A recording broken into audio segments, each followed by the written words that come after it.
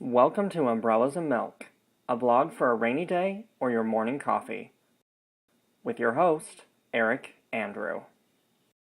After recovering from Lord only knows how much beer I drank, and a mild midnight hangover, the day had to start off right with some coffee, and no coffee better than from my own backyard.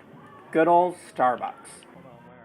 It was nice to see a few drunk people lying around, and the fun lederhosen outfits still making the rounds. Small bonus is the free Wi-Fi. Thomas is trying to get his broken iPhone to work. It's a miracle it still does. We missed our chance to join the others on another tour, so we opted for a walking tour of Munich sites. I cannot be held responsible if you believe a word I say. The first stop on our tour was Hitler's headquarters in Bavaria. It is a pretty square building with a balcony out front. He hosted many a wine and cheese tasting party here, trying to win over approval of the region's many wine and cheese connoisseurs. It is also rumored that his famous mustache was the product of a broken mirror in the men's room that got broken after a failed attempt to put 6 red wines in the order of their vintage.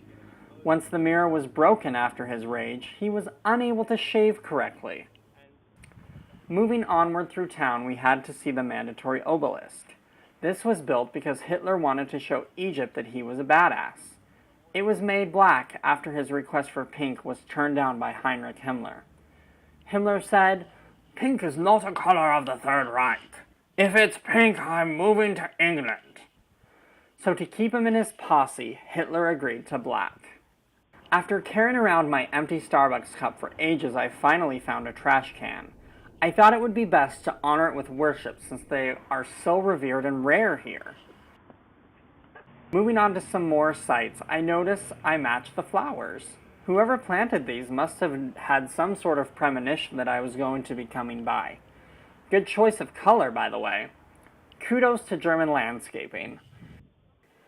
Now on through the park, we were passing by a big, important building with statues on top. Up until 1939, there was one statue missing. When Hitler saw The Wizard of Oz, he was drawn to the lion in the MGM logo, as well as the character in the film. Word has it, it became an obsession. So we had this lion made and put it as the first and most important prominent statue on the building.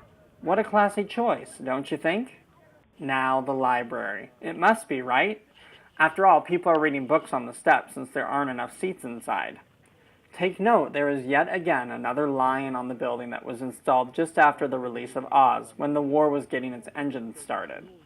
It's rumored that a lion patch was supposed to replace the swastika, but Hitler was once again outvoted by Himmler. What a dork! Guy needs to stand up for himself. We stopped by an art museum on our way through town. It seems to be quite an old building with some nice pillars in front. Our attention was drawn towards the swastikas in the ceiling, which may be the last remaining ones in Germany. It's funny that the symbol only came about after Hitler was drawing a maze for Himmler to complete. And in a rage when Himmler couldn't complete it, he took it and ripped it up. And one piece of the maze floated down and fell on Hitler's mashed potatoes. And then they decided it was perfect. Weirdos. This museum feels kind of haunted, as does most of this city. I know while I was in here I felt like a ghost myself. At least the artwork was good. Oh well. Time to sit down, my feet hurt. Or do they if I'm actually dead? After coming back to life and taking a seat to wait for the group, I made sure there was no Wi-Fi, and there wasn't. Moving on, so to cross the street here you have to get your fingerprint scanned to activate the light. I tried several times, but since I'm not a registered Bavarian citizen, I just had to wait for someone else to come along to activate it.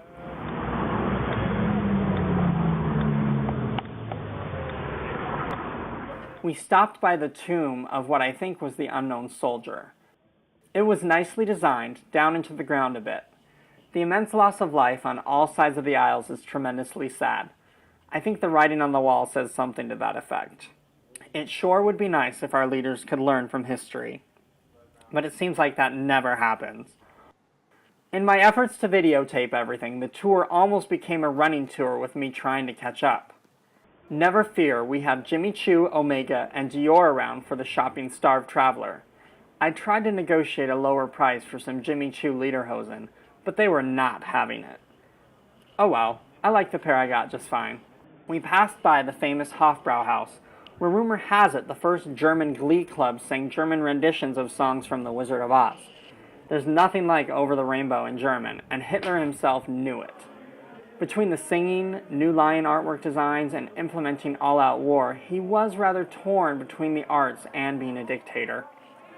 We made our way through the crowd to the Glockenspiel, where the little clock tower would give a performance of its little figurines every so often. Too bad this dude has no clue he is standing in front of my camera, and I'm trying to take a magnificent shot of the square. Really? Thomas ran off to find a refreshment while I waited in the midst of the passing crowd, taking in the environment and history while reminiscing about this great Oktoberfest trip.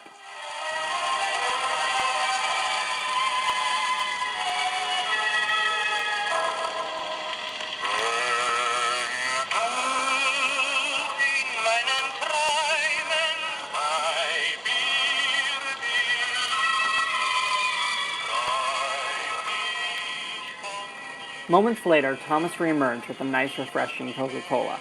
After all the beer I've consumed, a nice soda after a long walk hits the spot. Although, really, I should be drinking water. But who needs to make good choices after all? You know what we should try? We should buy a liter of beer, pour half of it out, and then pour in a Coke, and then see how it tastes. Okay. I think I probably had it in college. In conclusion, this was a trip to remember. If I did this again, the lederhosen is back for sure, and I'd maybe try to score a seat in a tent.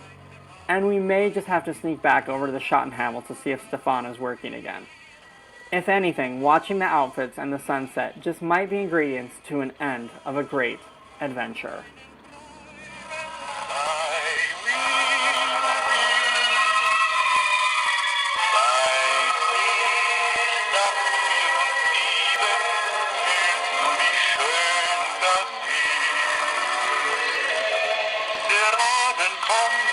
Die Wolken ziehen, letzte Sonnen glühen, ihre Hände